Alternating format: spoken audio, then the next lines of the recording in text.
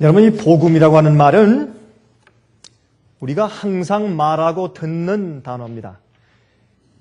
성경과 우리의 생애에서 복음이라고 말하는 단어를 빼버린다면 아마 우리 생애에서 가장 중요한 단어 가운데 하나가 없어지고 우리 그리스도인 생애가 성립이 안 될 것입니다. 그렇게 중요한 단어가 복음입니다. 그런데 이 복음에 대해서 이해하는 데 있어서 한 가지 중요한 이슈가 있습니다. 그렇죠? 물론 복음은 믿는 자들을 위한 하나님의 구원하시는 능력이라고 로마서 1장 16절을 말했습니다. 복음은 그저 듣기 좋은 기쁜 소식이 아니고 하나님께서 우리를 구원하시기 위해서 독생자 예수를 보내셨다. 믿으면 구원이다.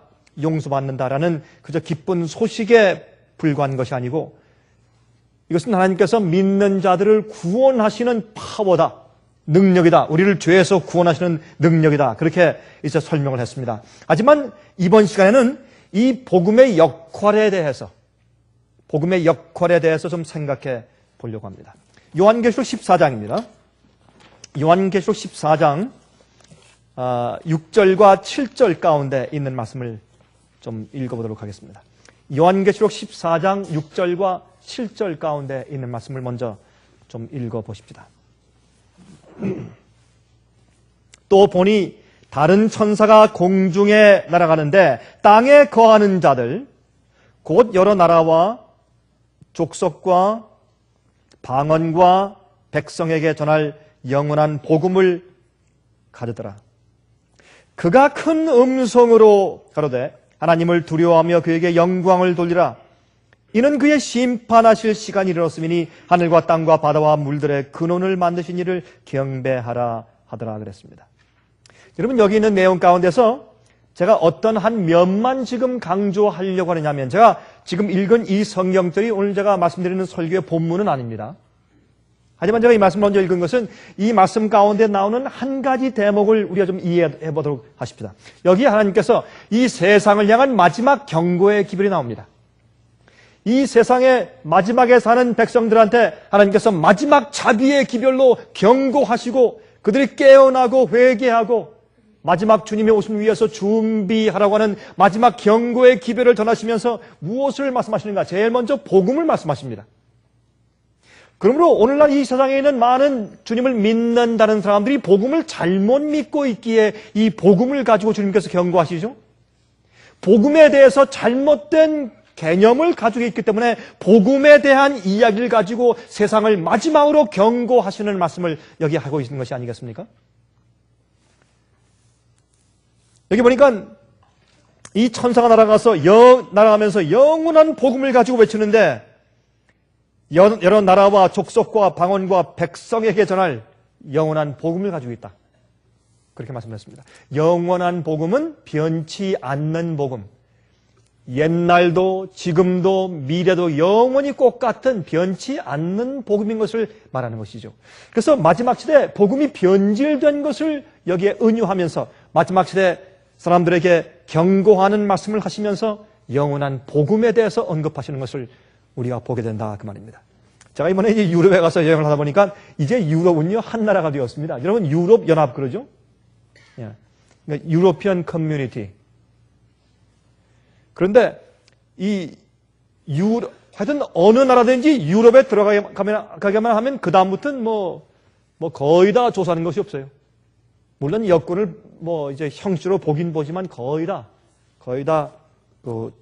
조사하는 것이 없습니다. 비행기를 탈 때 유럽에 있는 이 나라에서 저 나라로 기차를 타고 간다든지 아니면 비행기를 타고 갈 때 표를 사고 또 표를 가지고 비행기 탈 때 잠깐 보여주고 이제 그 아이디와 함께 그 비행기표를 이렇게 서로 이렇게 맞춰보지 않습니까? 미국도 그렇죠. 미국도 비행기 탈 때 그저 그 정도 수준이지 옛날처럼 그저 이민국을 통과해야 되고 이건 다 없습니다. 유럽의 나라 안에는 다 그렇습니다.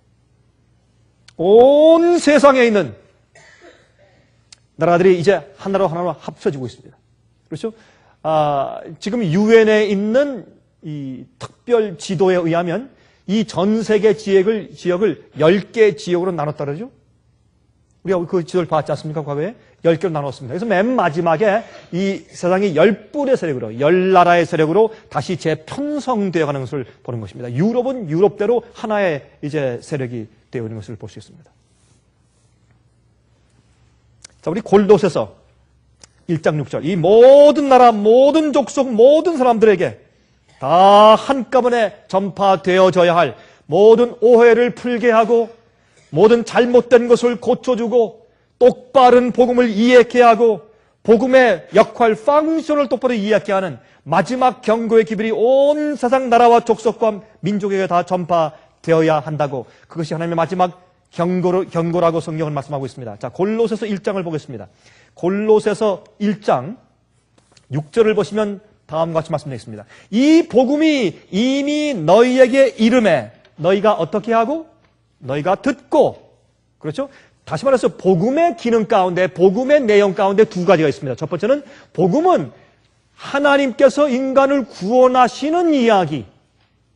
인간을 구원하기 위해서 우리 죄를 대신 지시고 우리를 속죄하기 위해서 이 땅에 오신 예수님의 이야기가 첫 번째 부분입니다. 복음은 예수님의 이야기를 먼저 들려줍니다. 그러므로 우리가 이미 이 복음으로 너희가 듣고 하나님께서 우리에게 복음을 주시고 베푸시고 가르치시는 하나님께서 하시는 부분이 있습니다. 참으로 하나님의 은혜를 깨달은 날부터 너희 중에서와 같이 또한 온 천하에서도 무엇을 맺어? 열매를 맺어 자라는도다. 다시 말해서 복음은 두 가지 면이 있는데 하나님께서 하시는 면과 우리 인간이 하는 면이 있습니다. 이 두 가지가 합쳐져야 복음이 되는 것입니다. 복음에 하나님께서 우리에게 베푸신 일과 하나님께서 하시는 면만 강조하는 것을 우리가 반쪽 복음이라고 말합니다. 그러나 그 복음에 우리가 하나님께서 주시는 그 복음에 우리가 부응하여서 반응하여서 우리가 우리 속에서 열매를 맺고 주님께서 베푸시는 복음의 능력이 내 속에서 자라는 경험하는 우리가 해야 할 면을, 우리가 해야 할 부분이 있는 것입니다. 이 두 가지 면을 다 합쳐서 우리가 영원한 복음, 변치 않는 복음, 창세기부터 요한계시록까지 변치 않는 하나의 유일한 복음이라고 성경은 말하고 있는 것입니다. 그래서 복음은 두 가지 면이 있어요. 오늘날 기독교에서 많은 부분에 많은 믿는 자들이 복음의 반쪽만 강조합니다. 예수께서 어떻게 하셨는가, 십자가에서 돌아가심과 우리 죄를 용서하심과 하나님께서 아들 독생자 예수를 보내신 것만 감사하고 그것만 받아들이면 믿으면 다 구원이 이루어졌다는 식으로 이해하는 것입니다. 그것이 반쪽 복음입니다. 타협된 복음인 것을 알 수 있어요. 그러나 또 로마서 1장 17절에 말씀하기를 복음에는 하나님의 의가 나타나서, 자, 복음에는 하나님께서 우리 인간들을 구원하시는 하나님의 의가 나타나요.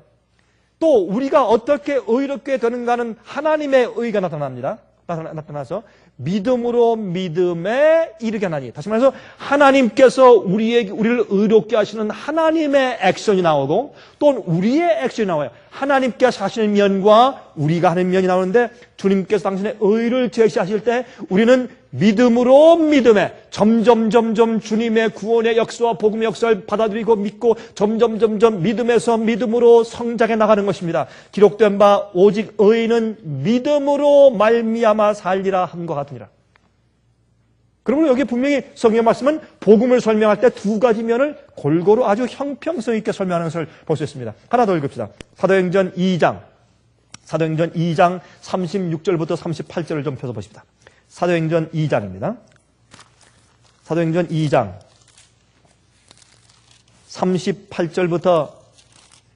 36절부터 38절까지 읽겠습니다. 그런즉 이스라엘 온 집이 정령 알지니 너희가 십자가에 못 박은 이 예수를 하나님이 주와 그리스도가 되게 하셨느니라 하니라. 이렇게 해서 복음의 말씀을 지금 들려주죠.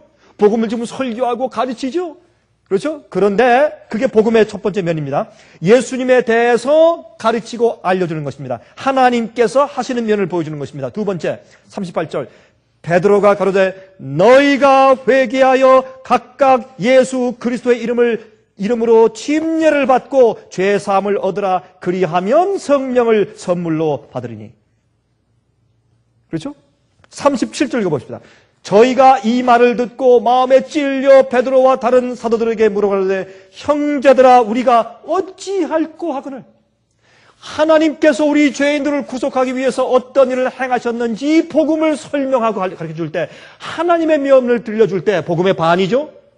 그때 그들이 사도들아 그러면 우리가 어찌할꼬 우리가 어떻게 됩니까? 베드로가 하는 말이 회개하고 예수의 이름으로 침례받고 죄의 사함을 받으라. 그리고 성령을 받으라. 이것은 우리가 해야 할 면입니다. 이 두 가지가 합쳐져야 무엇입니까? 그것이 과거도 현재도 미래도 변치 않고 흘러내려오고 성경에 기록된 영원한 복음이 것이다. 이것이 참된 하나의 복음인 것을 우리가 알 수가 있는 것입니다. 그런데 많은 경우에 여러분 자세히 살펴보면 많은 사람들이 어떻게 해요? 하나님께서 하신 것만 강조하고 우리의 회개를 얘기하긴 하지만 그것은 아주 별로 크게 다루지 않고 하나님께서 우리를 위해서 해놓으신 이미 이루어놓으신 구원에만 주로 관심을 가지고 주로 강조하여 말하는 그런 복음을 주로 우리가 듣고 살고 있는 것입니다. 그래서 복음은 두 가지 면이 있습니다. 예수님에 대한 가르침의 부분이 있고 두 번째 듣는 그 복음을 듣는 자들이 행해야 하는 우리가 행해야 할 부분이 있는 것입니다. 예수님에 대해서 가르침의 부분이 있고 우리가 행해야 하는 부분이 있단 말입니다. 이 두 가지가 합쳐져야 정확한 올바른 하나의 복음이 되는 것입니다. 그런데요, 이 복음을 우리가 믿으면 이 복음의 능력이 있습니다. 이 복음을 믿는 자들을 구원하시는 하나님의 능력이 있습니다. 이 능력은 경험한 자들만 이해하죠. 그렇지 않은 자들은 이해할 수가 없습니다. 이것이 무엇인지. 최근에 말이죠. 아주 최근입니다. 하나님의 일을 잘 하다가 타락한 한 미국 친구가 있습니다. 조금씩 타락했습니다. 자기도 몰랐습니다. 조금씩 하나님의 돈을 훔쳐내다가 남들은 모르니까 조금씩 하나님의 돈을 갖다 훔쳐서 자기에게 쓰기 시작했습니다. 도박을 하고 무료하니까 주님의 일을 하다가 그 사람이 하는 일은 시간이 꽤 많이 남는 일이었습니다. 그래서 이제 한가니까 놀러 가다가 또 잘못해서 그만 도박에 손을 댔습니다. 조금씩 도박을 하다가 돈을 잃게 되었어요. 나중에 그 돈을 잃은 그 빚이 크레딧 카드의 빚이 몇만 불이 되었어요. 이것을 갚기 위해서 또 하나님의 돈을 또 건드렸습니다. 손을 댔습니다. 그래서 그것을 갖다 또 막고 하다가 나중에 발각되었습니다. 이제 해고됐어요. 잘렸습니다. 나중에 이제 낙마한 나머지 마약에 손을 댔어요. 그래서 완전히 폐인이 됐어요. 도박에 마약에. 여러분 도박하고 마약 그러면 폐인이죠? 더 이상 갈 데가 없습니다. 완전히 폐인이 돼서 완전히 정말 사람의 형상을 알아보지 못할 정도로 수염을 이렇게 기르고 완전히 폐인돼서 길거리에 누워서 이제 정말 죽기만 기다리고 아무런 소망 없이. 여러분 예수를 알지 못하는 사람들에겐 소망이 있을지 모르지만 주님을 알고 성령을 한번 받고 거듭난 경험을 하고 또 주의 일을 하다가 이렇게 타락한 사람들은 정말 자기 체면이 있지 정말 기도도 안 나오죠. 그럴 때는. 그래서 완전히 길거리에 정말 누워서 정말 폐인이 되어서 이제 죽을 것만 기다리고 이제 그렇게 있다가 그가 마지막으로 한 번 정말 힘을 써서 자기가 알고 있는 친구에게 전화했습니다. 내가 아무개다. 자네 지금 어디 있는가? 자기 형편을 조금 설명했습니다. 그리고 눈물 흘리면서 내가 지금 죽으려고 하는데 내가 죽으려고 하면서 생각해보니까 참 너무 내 생애가 너무 한탄스러워서 너무 기가 막혀서 내가 자네한테 전화해서 내가 말이라도 대화라도 좀 해보고 죽고 싶어서 내가 전화했다. 지금 어딘가? 내가 지금 어디 있는지 알려고 하지 말아라. 그렇게 대화를 하다가 어떻게 대화 도중에 이 절망 가운데 있는 이 친구의 마음 가운데 조금 소망이 생겼습니다. 나도 다시 주님을 볼 수 있을까? 나도 다시 복음을 다시 이해할 수 있을까? 하는 생각을 마음 가운데 가지게 되었어요. 그런데 이 이 이야기를 듣고 나서 한 그 친구가 그 몇몇 그 목사 친구들한테 전화하기 시작했습니다. 여보게들, 우리 이 친구를 도와줍시다. 도와줍시다. 지금 완전히 마지막 정말 절망 가운데 있는 친구인데 한 번만 좀 도와줍시다. 근데 그 전화가 저한테까지 왔어요. 몇 명한테 전화를 해서 우리가 몇 명이 같이 기도하고, 우리 전화로 기도하고 좀 도와주자고 우리 서로 대화해서, 자, 이런 마약하고 도박까지 했는데 이 도박에 빠진 사람은 참 돌이키기 어려운 사람들인데 우리가 그래도 도와줘야 되는가? 도와주자. 마지막. 이게 복음의 성질이 아닌가? 주님께서 우리가 아직 죄인이었을 때, 우리가 도무지 알지 못할 때 주님께서 우리를 위해서 이미 우리가 모를 때 돌아가시지 않는가? 그게 복음의 성질이 아닌가? 한 번만 도와주자. 그래서 우리가 몰래, 정말 부인들도 모르게 우리가 돈을 좀 모았어요. 우리 만미 목사들이 돈을 좀 모아서 그 돈을 좀 만들어가지고 보냈습니다. 그래서 한 사람이, 한 친구가 대표로 그 사람이 있는 곳까지 가서 정말 완전히 정말 홈레스 피플 같이 돼서 길거리에 누워있는 그 친구를 이제 들고 오면서 수염을 깎이고 목욕을 시키고, 아는 사람 집에 가서 정말 오래간만에 샤워를 시키고 옷도 가져가서 새로 입힌 다음에 그리고 비행기를 태워서 캘리포니아로 왔어요. 그 다음부터 이제 작업이 시작되었습니다. 우리가 그 형제에게 돌아가면서 전화하기 시작했어요. 형제요, 소망을 가지라. 그랬더니 이 친구가 그래요. 참 고맙습니다. 참 고맙습니다. 참 고맙긴 고마운데 나 같은 자에게는 복음이 더 이상 통하지 않습니다. 이미 히브리 6장과 10장 읽어보십시오. 이미 한번 성령에 참여 안 되고 맛봤는데 나는 안 됩니다. 이제 깊은 절망 가운데. 당신들 친구들이 날 도와준 건 감사합니다. 내가 너무 고맙습니다. 내가 그 은혜를 내가 잊지 못하겠습니다. 하지만 나는 안 됩니다. 나 같은 자가 이제, 나는 아무 염치도 없고 난 기도할 수도 없고 어떻게 내가 감히 고개를 들고 내가 친구 앞에 나타나면 어떻게 내가 고개를 들고 하나님 앞에 나갈 수 있겠습니까? 안 됩니다. 최근에 제가 복음이 역사하는 것이 무엇인지 제가 보게 되었어요. 깊은 절망 가운데 조금씩 회복이 되는데 그 회복이 어디서부터 시작되느냐 하면 주위에 있는 친구 몇 명이 자기에게 소망을 가지고 희망이 있다고 도와주는 데부터 마음 가운데 희망이 시작됐어요. 조금씩 싸게 들리니 이젠 회복되었습니다. 제가 얼마 전에 그를 만났을 때 그의 얼굴 가운데 과거에 가지고 있던 아주 이 자신감, 그런 건 없어요. 그런 기백, 그런 건 전혀 없어요. 그러나 그의 얼굴 가운데 참 조용하고 겸손하고 온유하고 주 앞에 완전히 정말 엎드러져 있는 그러한 영적인 분위기가 감도된 것을 제가 느꼈습니다. 복음이 그런 사람에게도 역사하는 것을 보았어요. 복음이 그렇게 정말 체면이 없어서 주 앞에 나갈 수 없는 형편없는 죄인, 어떤 의미에서 마약 중독자보다 술 주정뱅이보다 더 악한 죄인, 이미 알고 성령에 참여가 되었다가 주의 이름으로 말씀을 전하고 정말 그런 일을 하다가 타락했던 자, 훌륭한 일을 하다가 타락했던 자,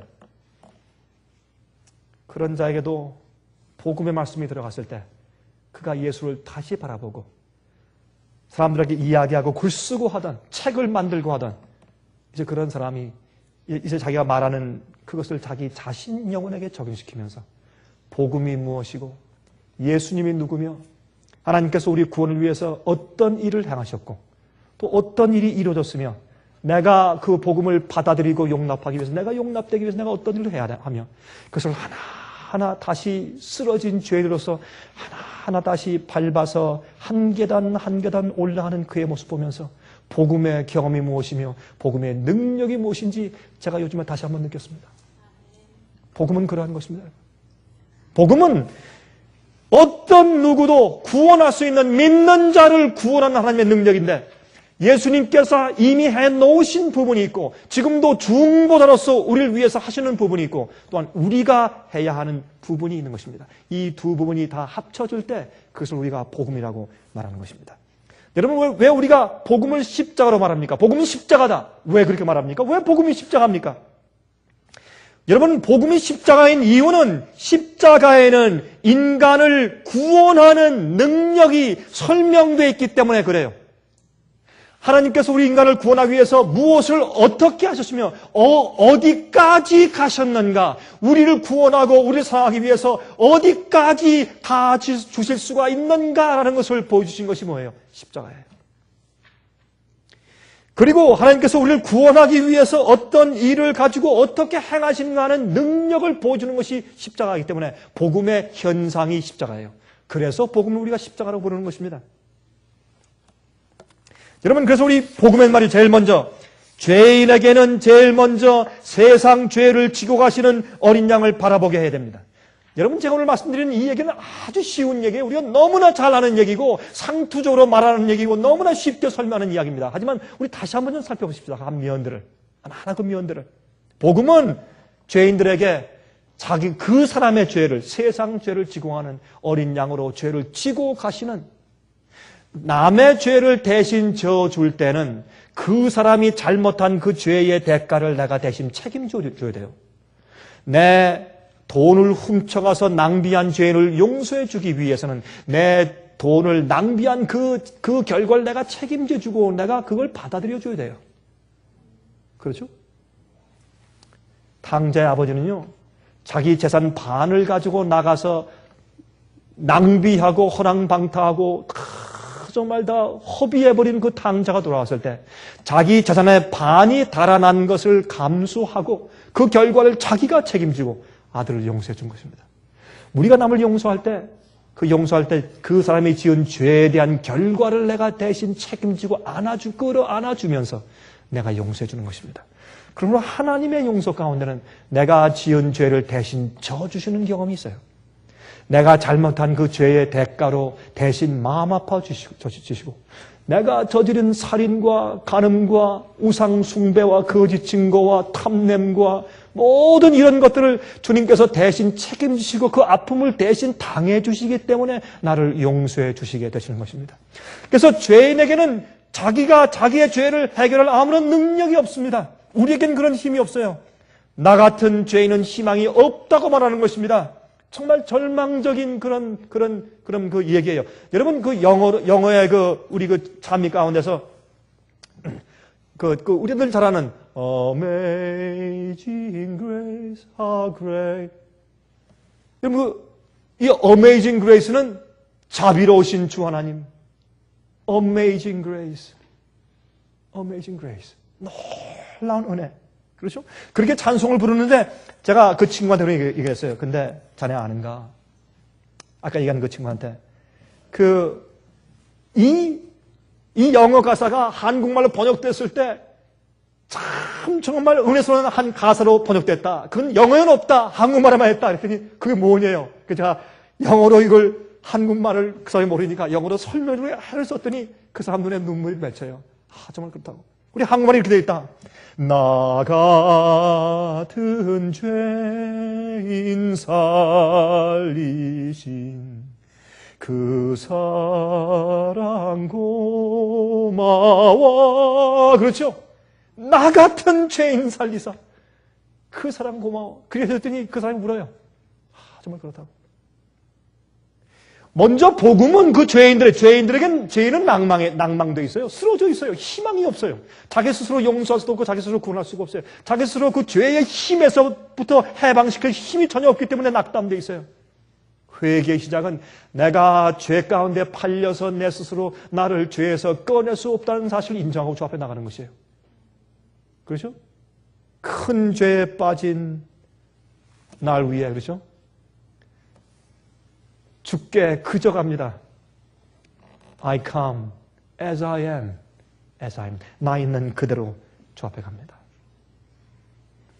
그래서 무엇을 보여줘야 됩니까? 예수님을 보여줘야 됩니다. 그것이 복음이에요. 복음이에요. 여러분, 예수님께서 말이죠, 다르게 죽을 수가 있어요. 그렇죠? 성에서 떨어뜨려 죽을 수도 있고 돌에 맞아 죽을 수도 있고 이렇게 죽을 수 있는데 예수님께서 하필이면 십자가에 죽으시는 방법을 택하신 이유가 있어요. 그것은 여러 가지 이유가 있겠죠. 사람이 인간을 취급하는 가장 극악무도한 방법이에요. 죽는 방법 가운데 제일 악한 죽음이에요. 주님께서 그걸 택했어요. 왜요? 여러 가지 이유들이 있겠지만 그 가장 중요한 이유 가운데 하나가 끝까지 우리를 사랑하심을 보여주시려고. 우리를. 인간이 할 수 있는, 여러분 예수께서 이 땅에 사실 때 인간으로 사신 것이에요.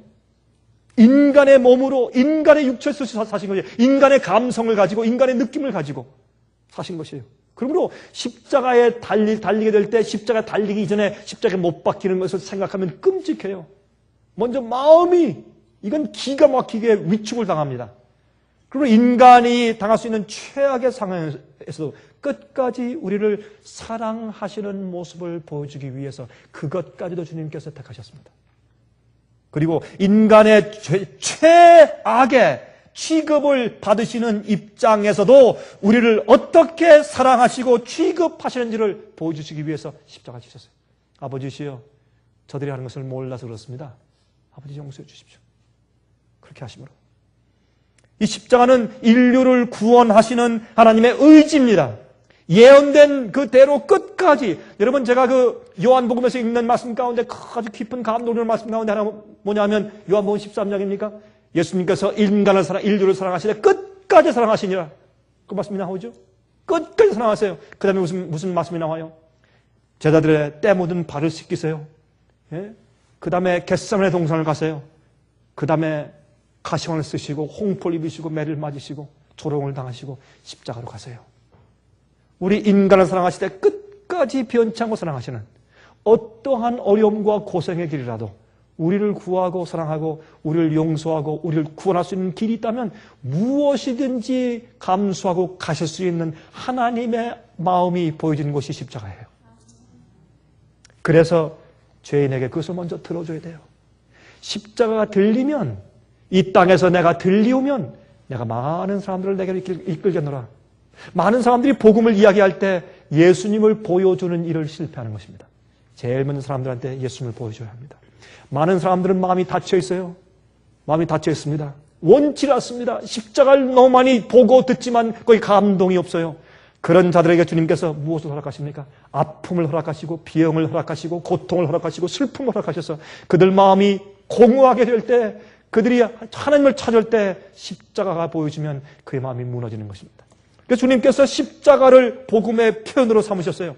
여러분, 그러므로 이 구원의 과학은 무엇이냐면 죄인의 마음속에서 죄의 파워를 깨뜨리는 것입니다. 인간은 교만해요. 이기적이에요. 또 부해요. 십자가 필요 없어요. 하나님이 필요 없어요. 그런 자들에게 그의 마음속에서 죄의 파워를 깨뜨리고 마음속에서 하나님의 사랑을 필요로 하기 위해서 주님께서 내세우신 것이 십자가예요. 그게 복음의 시작입니다. 또 무엇을 합니까? 그 두 번째 복음의 면은 먼저 하나님을 보여주고 예수님을 보여주는 것입니다. 두 번째 복음의 면은 무엇이냐면 죄인이 해야 할 부분을 하게 하는 것이에요. 거기에 감동을 받은 죄인들은 똑같이 저 앞에 부복하게 됩니다. 죄인으로 부복해요. 여러분, 이번에 성만찬 예식을 하는데 제가 유럽에 가서 성만찬 예식을 2번 했어요. 제가 네덜란드에 가서 집회할 때, 또 스웨덴에 가서 집회할 때 2번 다 성만찬 예식을 하면서 또 저에게 이 성만찬 예식을 좀 집례해 달라고 또 특권을 주어서 제가 성만찬 예식을 집례해 주면서 제가 스웨덴에 가서 제가 이제 성만찬 예식을 하는데, 저를 통역하는 사람이 키가 커요. 키도 크고 아주 저보다 등치가 더 커요. 더 크고 아주 육중한 사람인데 참 훌륭한 그리스도인이에요. 제가 그 사람과 함께 발을 씻는데 말이죠. 다리의 종아리의 굵기가 저보다 거의 2배고 발도 제 발이 한 2배 커요. 이 잡는데 전 지금까지 성만찬 예식을 많이 했지만 그렇게 큰 발을 제가 씻긴 건 생전 처음이에요. 큰 발이 정말 빅풋이에요. 이런 큰 발을 제가 씻기는데 한참 씻어야 돼요. 발이 커서. 근데 그렇게 큰 발을 가지고 있는 그 키 큰 사람도 말이죠. 발 씻고 나서 저 끌어안고 같이 이렇게 대화하는데 얼마나 사람이 온유하고 겸손한지. 복음을 깨달은 사람은 다 그래요. 똑같은, 어떤 인종이든지 어떤 체구든지 똑같은 마음을 갖게 돼요. 성령으로 인도함 받는 사람이 돼요. 여러분, 복음, 예수를 보고 나면, 십자가를 진실로 이해하면 많은 사람들이 이렇게 생각해. 예수님, 저를 주님의 제자로 삼으신 것 특권을 생각하십시오. 누가 저 같은 사람을 감히 이렇게 제자로 얻습니까? 제가 얼마나 똑똑한데. 말은 안 하지만 솔직히 그래요. 내가 재주가 많은데, 그렇죠? 내가 영향력이 많은데, 주님, it's good for you. Have me one of your disciples. 그렇죠? 주님, 이것은 나 같은 사람 가지신 거 주님 특권을 생각하셔야 합니다. 종종 그런 생각 우리가 합니다. 그렇게 우리가 교만해요. 우리는 그런데 찌들은 사람들이에요. 그래서 우리가 십자가의 필요를 정말 100% 느끼지 못해요. 내가 날 용서할 수 없고, 내가 내 죄의 파워의 그립, 그 손아귀 위에서 나를 구원할 수 없는 것을 너무 처절하게 느끼기 때문에 부복하는 그런 경험 말이에요. 죄인이 해야 할 부분을 하게 만들어야 십자가는 하나님을 믿고 따르는 일에는 엄청난 동기 유발이 필요해요. 사람들은 소원하고 바라면서 갈망하면서 멸망해 가요. 많은 사람들은 구원받기 원해요. 소원해요. 바래요. 그러면서 멸망당해갑니다. 이 천국 문 앞에서 서성거리다가 멸망당해 가요. 자기의 생애를 하나님께 굴복시키고 하나님의 뜻대로 하나님의 계명대로 순종하며 사는 생애까지는 가지 못해요. 주님을 믿어요. 언제까지? 용서받을 때까지. 믿어요. 언제까지? 구원받을 때까지. 믿어요. 주님께서 그저 쉽게 구원해 주실 때까지. 그러나 내 마음 가운데 있는 내 교만을 굴복하고 이기심 굴복하고 내 우상을 버리고 죄를 포기하고 버리고 순종하라고 말씀하시는 명령대로 계명대로 지키며 살며 주께서 하라고 하는 대로 사는 주님의 뜻을 보여줄 때 그 다음부터는 어떻게 해요? 불편해져요. 그때대로 하고 싶잖아요. 그래서 이 하늘 가에서 머뭇거리다가 멸망당하는 영혼들이 얼마나 많은지 모릅니다. 주여 주여 하는 자마다 천국에 들어갈 것이 아니라고 말씀하셨습니다. 아버지의 뜻대로 하는 자리라고 했습니다. 다시 말해서 자기의 감성과 자기의 의지와 자기의 뜻을 하나님의 뜻대로 계명을 지키며 순종해 사는 그 지경까지 온전히 굴복하여 나가는 데까지는 일이잖아요. 그러므로 복음이 반쪽이에요. 복음은 그 두 번째 우리가 해야 할 목까지 온전히 강조해서 가르치는 복음이 영원한 복음이요. 여러분이 화면을 통해서 보시는 분들 기억하시기 바랍니다. 여러분 제가 설교할 때 화면을 통해서 보는 분들이 훨씬 더 많기 때문에 제가 여러분들한테 말씀을 드리지 않을 수가 없어요. 기억하십시오. 복음은 오늘날 세상의 복음은 거의 다 반쪽 복음이요. 우리가 해야 할 부분을 내가 철저히 주님의 모든 뜻대로 살기 위해서 내 자신을 굴복해서 가는 지점까지 나를 끌고 가지 않으면 그것은 참된 복음이 아니에요. 그래서 마지막에 세상에 하나님께서 영원한 복음으로 세상을 마지막으로 경고하는 기별이 온 세상 족속과 민족과 방언에 있는 모든 사람들에게 전파할 마지막 경고의 기별이 있는 그곳에 영원한 복음 이야기를 두었다 그 말입니다.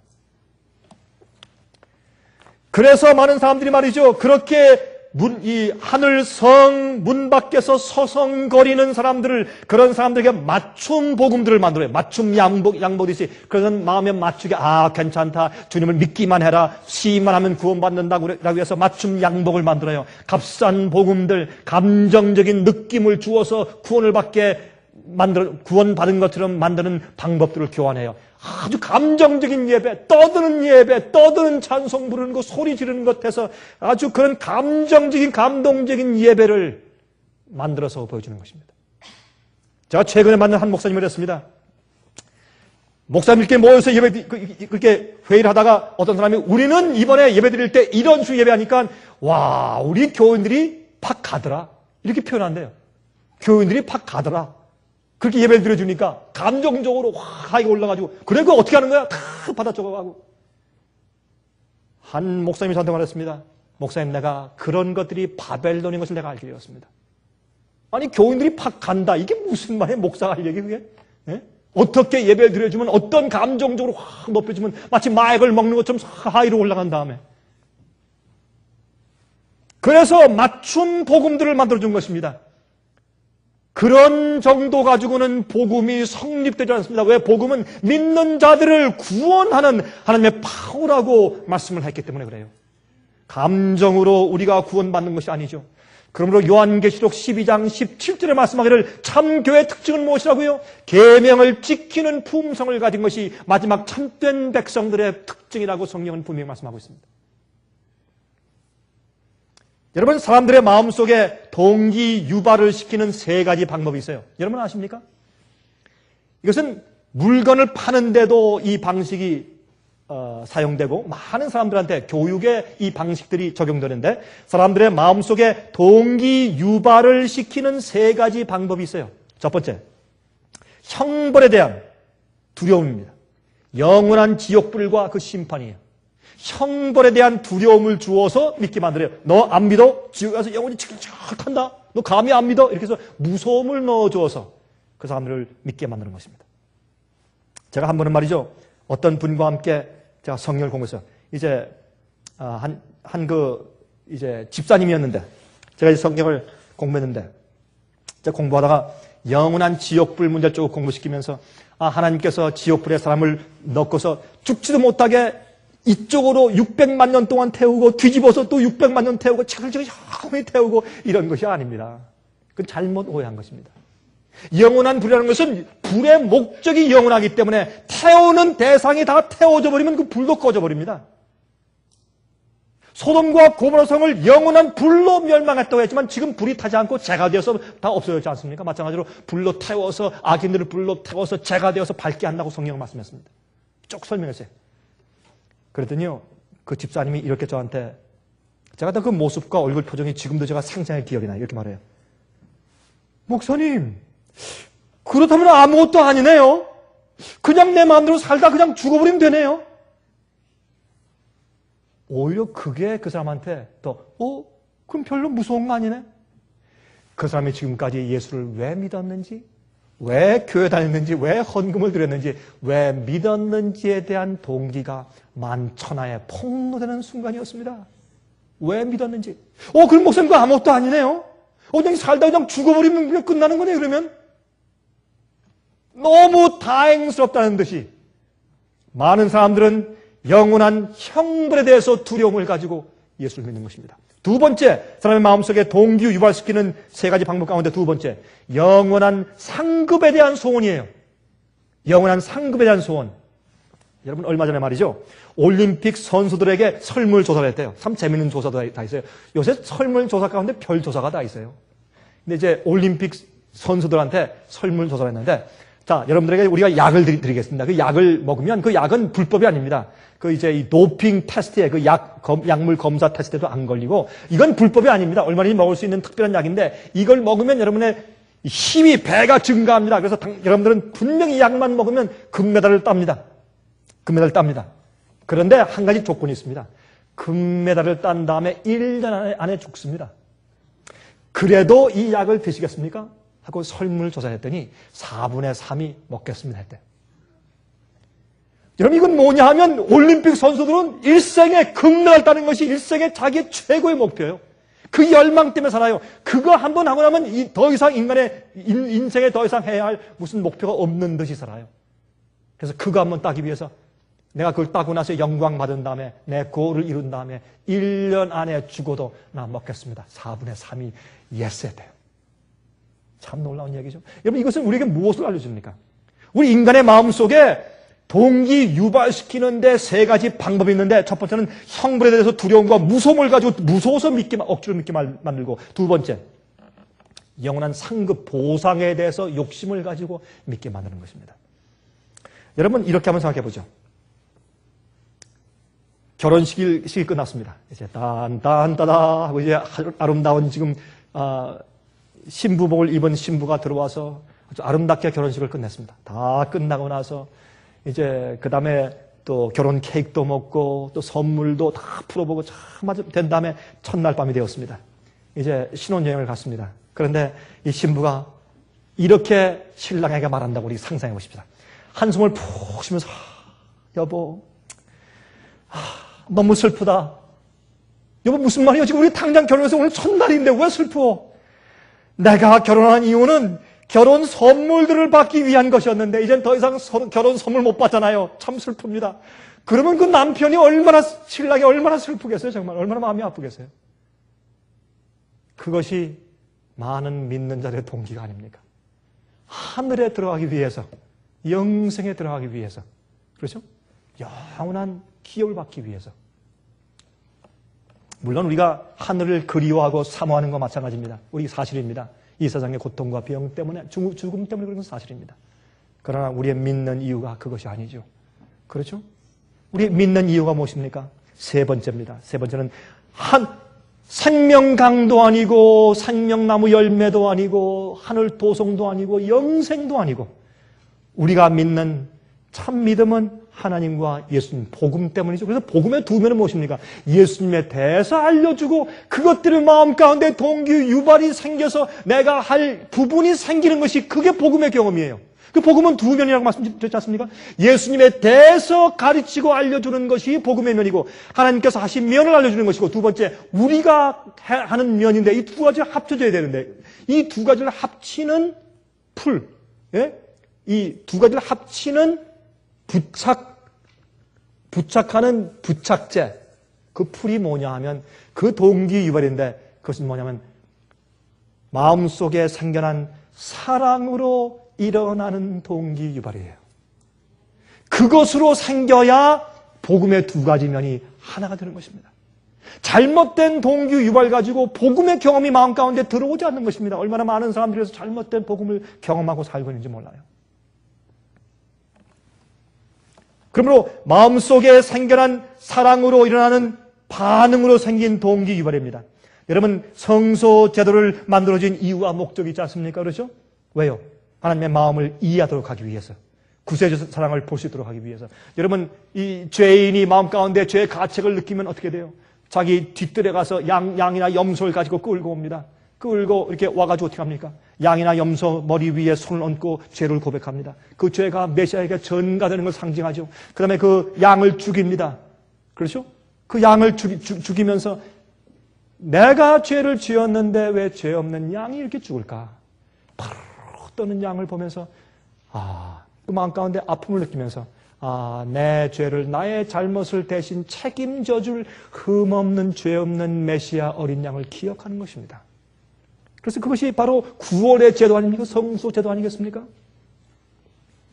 그래서 요한계시록 3장 20절에 말씀했어요. 볼지어다 내가 문 밖에 서서 두드리노니 누구든지 내 음성을 듣고 문을 열면 내가 그에게로 돌아가 그로 더불어 먹고 그는 나로 더불어 먹으리라. 여러분 왜 초청해 드립니까? 그 사람과의 관계 때문에 주님과 함께 먹고 마시기 위해서, 교제하기 위해서. 그것이 복음의 경험입니다. 제가 이번에 네덜란드에서 집회를 하면서 제가 설교를 참 여러 번 했는데 그 중에 한 설교는 뭐냐면 십자가의 의미 가운데서 우리가 잘 알지 못하는 십자가의 의미가 무엇인가. 제가 그걸 쭉 설명했어요. 우리가 바라보아야 할 십자가의 의미가 무엇인가 하고 설명을 쭉 했더니 끝난 다음에 한 여인이 저한테 왔어요. 여인이 와서 암스텔담에 사는 여인인데 와서 자꾸 제 앞에서 눈물을 닦아요. 참 어떤 때는 이렇게 가서 집회를 하다 보면 성령께서 크게 역사하는 그런 역사가 있는 것을 제가 이제 체험하게 되는데 그 여인이 눈물을 흘리면서 울어요. 그래서 지금 눈물을 닦을 때까지 좀 기다린 다음에 왜 그랬습니까? 물으니까 이렇게 말해요. 목사님, 저는 중국 사람 그러면 너무나 미워합니다.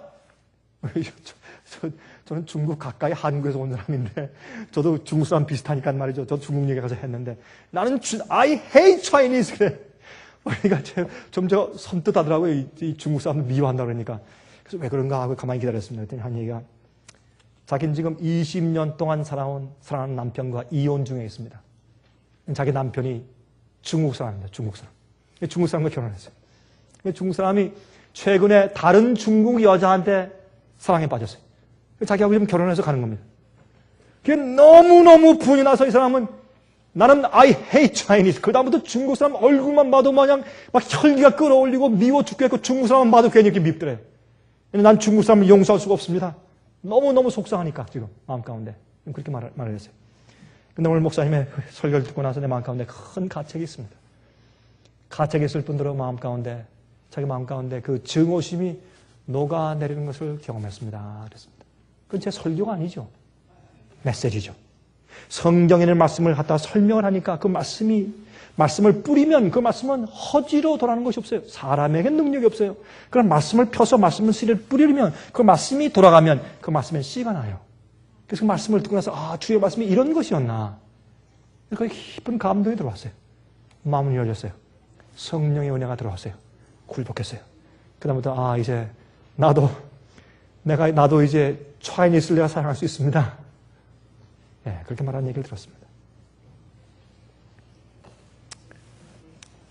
여러분 시대 소망 480페이지에 시대소망 480페이지에 여러분 그 미국의 국회 도서관에서 국회의원 도서관에서 예수님의 생애를 기록한 책 가운데서 가장 감동적인 책으로 투표책인 시대의 소망, The Desire of Ages, 예수님의 생애를 기록한 책 480페이지를 보면 이렇게 아름다운 말씀이 기록되어 있습니다. 참 영감적이죠.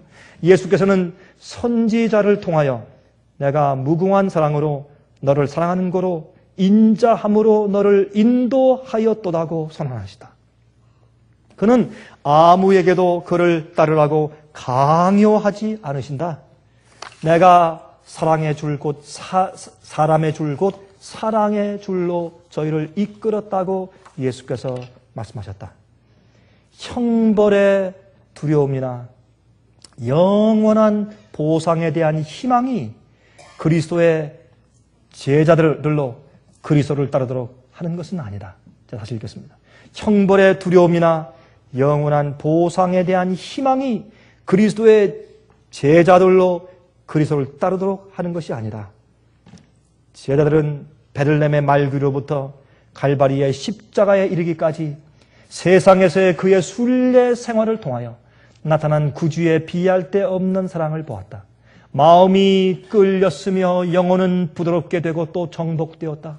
바라보는 자들의 마음속에 사랑이 일깨워진다. 그들은 그의 음성을 듣는다. 그리고 그를 따른다. 이것이 복음을 이해한 사람이요. 이것이 우리 마음 가운데 주님을 따르는 동기유발의 가장 큰 힘이 되는 것을 우리가 알게 되는 것입니다.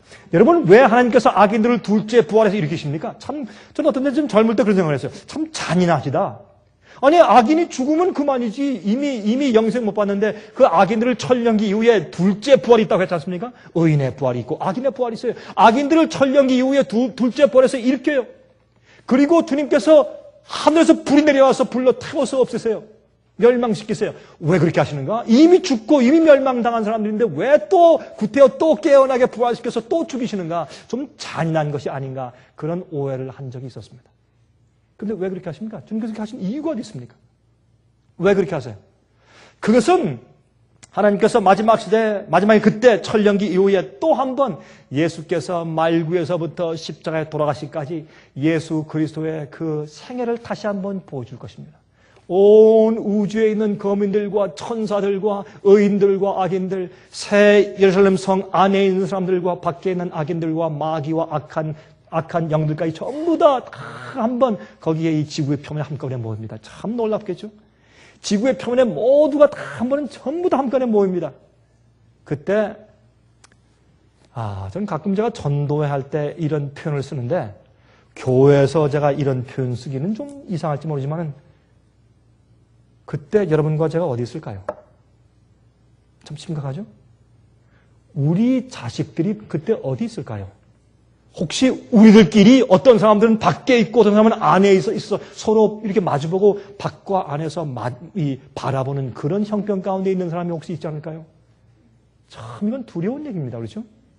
그때 하나님께서 왜 악인들을 구태여 무덤에서 변하지 않은 그런 몸으로 부활시켜서 또 죽게 하시냐 말이에요. 그 이유는 그때 하나님께서 아무리 주의 사랑을 보여주고 복음을 다시 설명해주고 보여줘도 그들이 회개찮아요. 하나님께서 아무리 해도 더 이상 회개치 않는 악인들을 보여주면서 이제 어떻게 할까? 하나님께서는요, 강제하신 분이 아니에요. 이제 어떻게 할까? 그때 온 우주가 답변할 것입니다. 무슨 일을 하고 어떻게 얘기해도 변하지 않을 회개치 않을 딱딱해진 마음과 성품을 보여주면서 자, 이를 내가 어떻게 할까? 이 우주에 주님께서 만드신 모든 인류와 천사가 한꺼번에 전부 다 모인 자리에서 마귀와 악한 영들과 악인들을 없애는 좌석에서 주님께서 누구에게서 주님께서 그 허가를 받으십니까? 어떤 의미에서? 창조물들, 피조물들에게서 어떻게 하면 좋겠느냐? 의인들과 천사들의 영원한 안전과 행복을 위해서 악인들은 없어져야 합니다. 없어져야 합니다. 그래서 불태우는 일이 있는 것입니다. 그건 주님의 자비입니다. 주님의 은혜입니다. 주님의 무서움이 아닌 것입니다. 그래서 사실은 하나님께서 우리 인간들을 천사들도 하늘의 우주의 거민들도 우리 의인들도 다 영원히 주님을 섬기고 주님을 즐겁게 감격해서 자원하는 심정으로 영원히 찬송하며 아무도 죄를 짓지 않고 아무도 계명을 범하지 않는 마음을 가지고 살 수 있게 만드시는 이유가 어딘 줄 아십니까? 주님의 성품과 주께서 행하신 것을 보여주므로 그들 마음 가운데 생기는 반응을 통해서 순종케 하는 힘입니다. 그것이 복음의 능력이에요. 그래서 복음은 십자가입니다. 그래서 십자가의 죽음으로 죽으시기로 주님께서 선택을 하신 것입니다.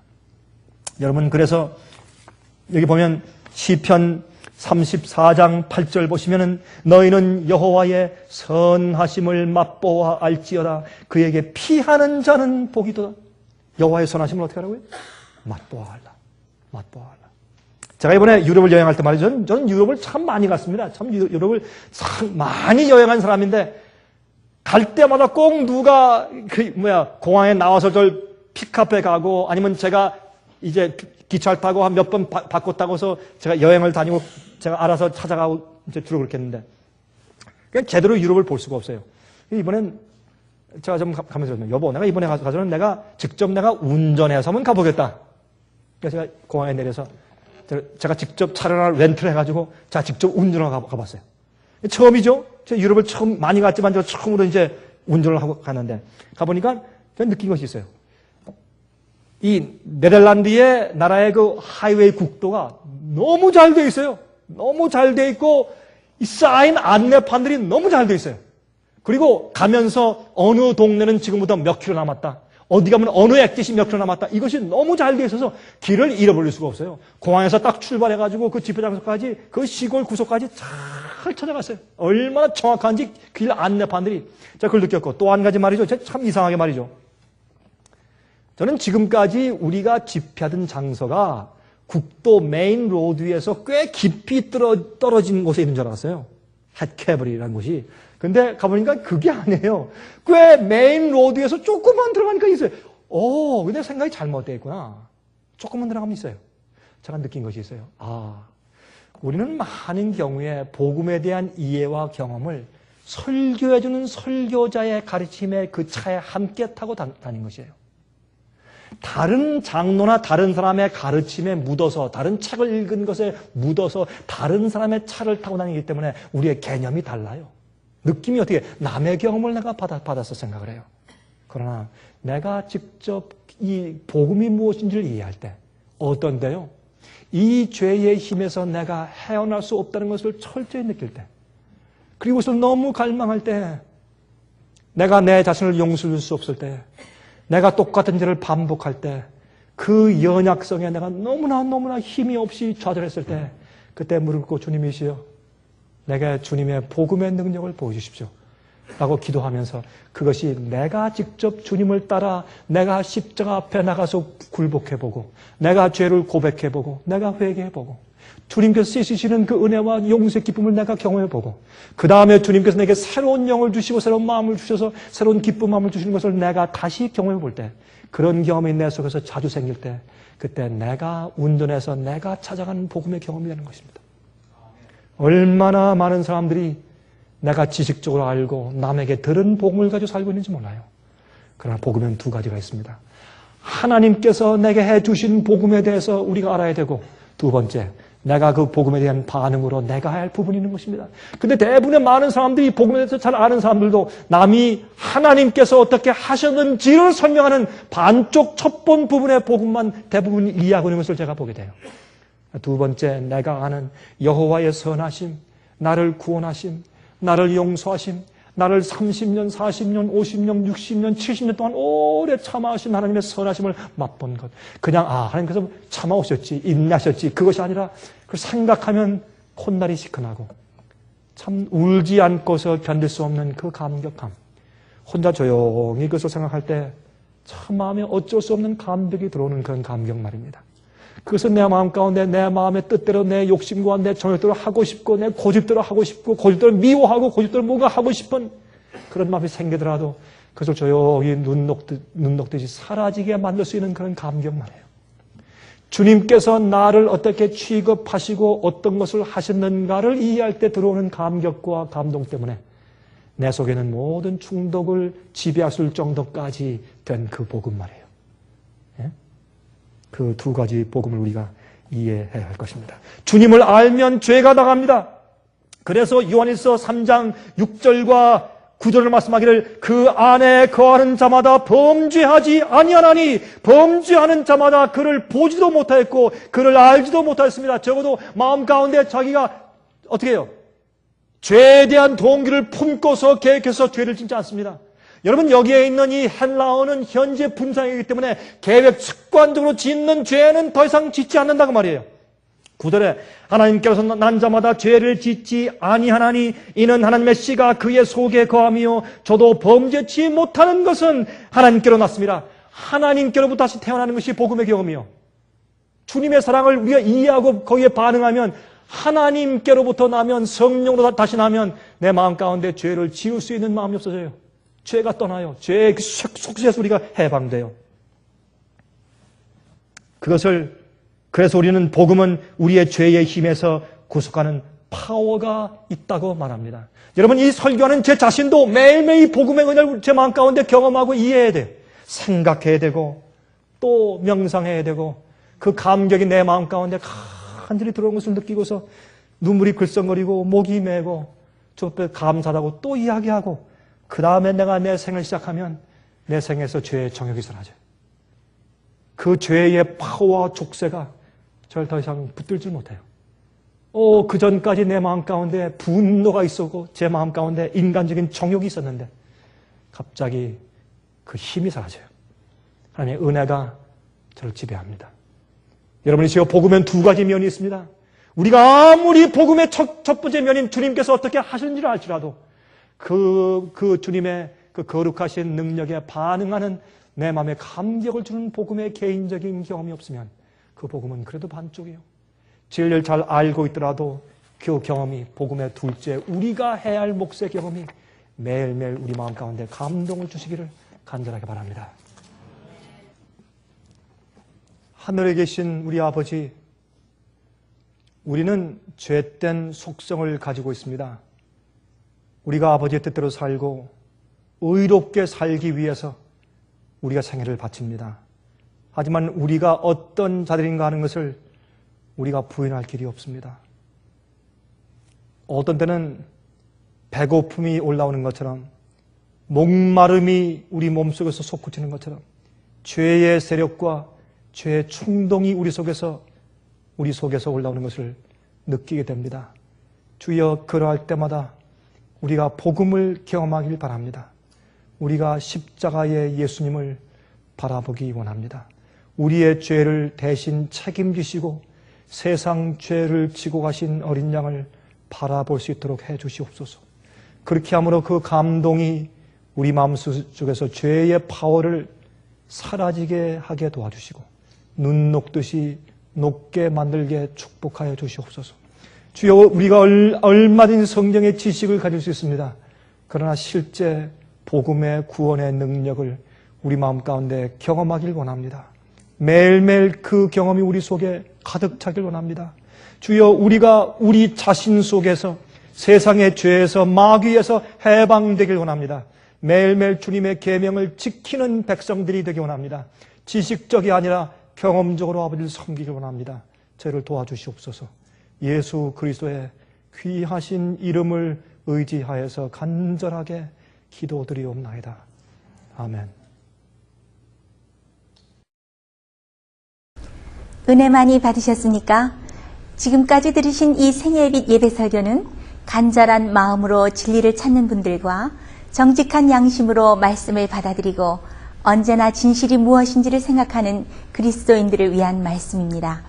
주변 가족들이나 친지들 중에 말씀을 사모하고 순결한 신앙을 갖기 소원하는 분들이 계시면 저희 생애빛 예배 설교 테이프를 소개해 주시기 바랍니다. 매주 원하시는 분들의 가정으로 직접 배달되는 생애빛 예배 설교는 개인의 신앙 부흥이나 소규모 그룹 예배를 위하여 비디오와 오디오 카세트 테이프, DVD, CD로 제작되었습니다. 생애빛 예배 설교 테이프를 원하시는 분들은 1-877-704-1004번으로 전화하여 신청하시면 됩니다. 그럼 다음 시간까지 안녕히 계십시오.